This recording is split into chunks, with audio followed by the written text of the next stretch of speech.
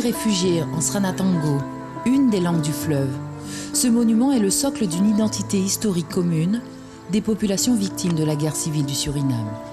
Ici était installé un camp de réfugiés fuyant la guerre entre 1986 et 1992. Un exil douloureux que les anciens ont encore du mal à raconter.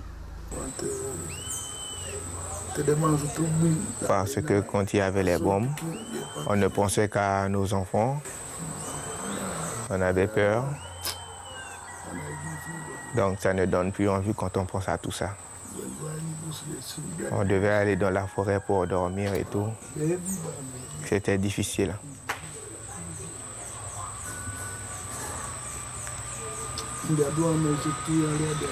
J'avais une fille, elle avait 2 ans.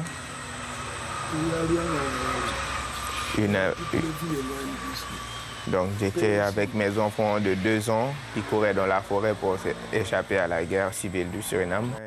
33 ans après, la cicatrice n'est pas refermée. Même si pour Marlon, sa vie est ici. Il y a fondé une famille et construit sa maison. Il a travaillé dur dans le bâtiment pour pouvoir prendre soin des siens. Aujourd'hui, ses enfants sont à l'université.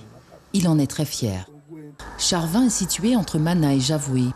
Aujourd'hui, près de 3000 personnes y vivent. 30% d'entre elles ont entre 20 et 30 ans. Ce sont les enfants de ces réfugiés. Les familles se sont installées le long des axes routiers, dans des habitations spontanées, sur des zones non pourvues en eau, en électricité ou en téléphonie. Depuis le début de l'année, Charvin fait partie des 3 zones OIN de la commune de Mana. OIN pour opération d'intérêt national. Ce programme d'urbanisme permet de prioriser les travaux en équipement. Depuis quelques mois, de nombreuses réalisations commencent à voir le jour.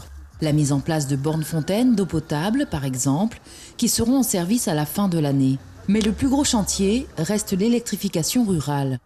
Un programme a démarré. La CCOG enchaîne les réunions d'information auprès des familles.